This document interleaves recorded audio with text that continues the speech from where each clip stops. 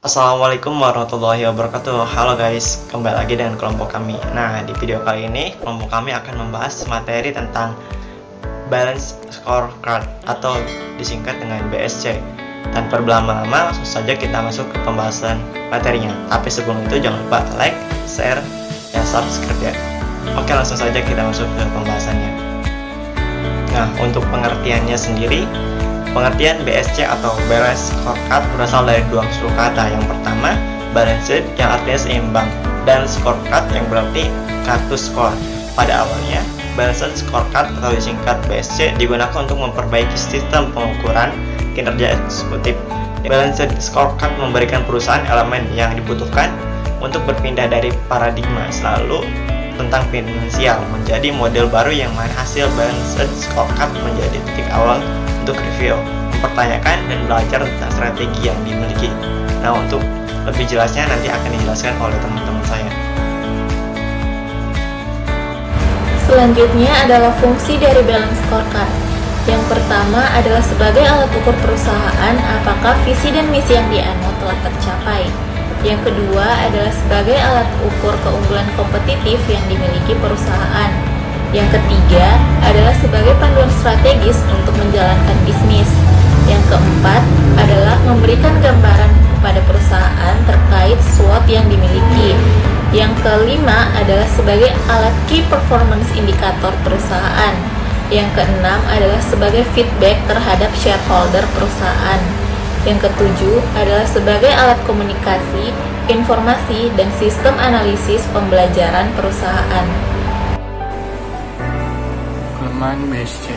Balance Scorecard atau BSC bisa dikatakan adalah sebagai alat ukur yang paling sederhana dalam perusahaan, sehingga banyak kelemahan-kelemahan. Salah satu kelemahannya adalah informasi yang disajikan terbatas dan kurang akurasi, sehingga tidak bisa melihat faktor-faktor lain yang bisa mempengaruhi performa perusahaan. Misalnya saja saat terjadi krisis kebijakan pemerintah atau kejadian di momen-momen tertentu.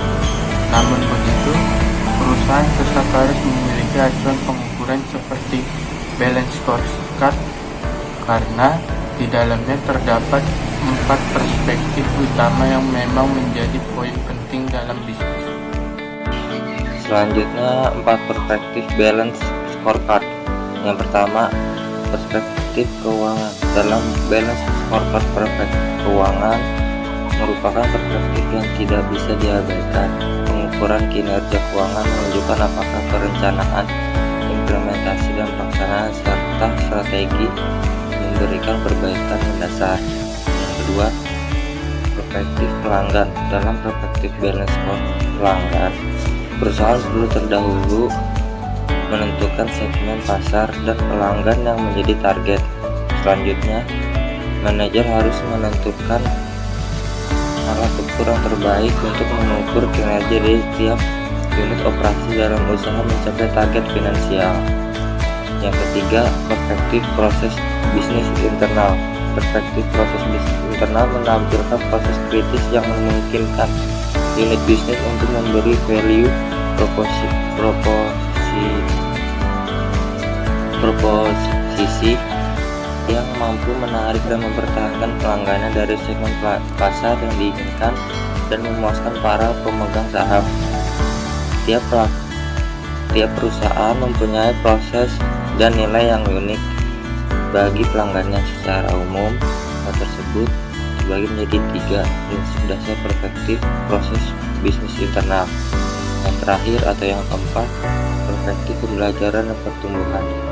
Perspektif Balance Scorecard ini menyediakan infrastruktur bagi tercapainya kegiatan perspektif sebelumnya, serta untuk menghasilkan pertumbuhan dan perbaikan jangka panjang. Slide selanjutnya itu contoh. Berikut adalah contoh peta strategis yang toko baju hasilkan selama pengembangan proyek Balance Scorecard. Tabel ini merangkum semua pekerjaan untuk perusahaan termasuk tujuan, target, indikator indikator dan juga tindakan serta inisiatif yang harus perusahaan lakukan dan implementasikan. Tabelnya terbagi menjadi 5 bagian, yaitu perspektif, objektivitas, tujuan, indikator, inisiatif. Perspektif yang pertama yaitu perspektif keuangan. Objektivitasnya itu meningkatkan pendapatan, tujuannya meningkatkan pendapatan bersih sebanyak 15%, indikatornya laporan keuangan, dan inisiatifnya membuat aturan baru untuk pembayaran menggunakan metode kredit. Lalu perspektif kedua yaitu perspektif pelanggan. Objektivitasnya memiliki tingkat pembelian pelanggan yang tinggi, tujuannya meningkatkan penjualan per pelanggan sebesar 10% dari rata-rata, dan indikatornya nilai dari invoice per pelanggan.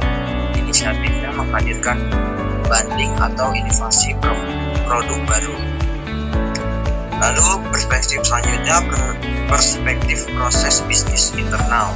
Objektivitasnya menawarkan pilihan alternatif penjualan lainnya, tujuannya mengkonversi 25% penjualan ke saluran penjualan yang baru.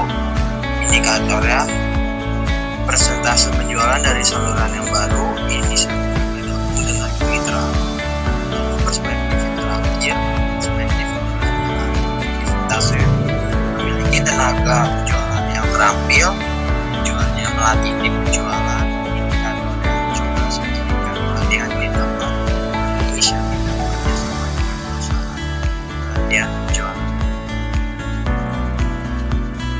Nah, mungkin itu saja pembahasan mengenai materi Balanced Scorecard atau BSC. Untuk teman-teman yang belum paham atau masih bingung tentang materi ini, teman-teman bisa mencarinya di lewat Google ataupun yang lainnya. Kami pamit undur diri, kurang dan lebihnya mohon maaf. Wassalamualaikum warahmatullahi wabarakatuh. Jangan lupa subscribe ya.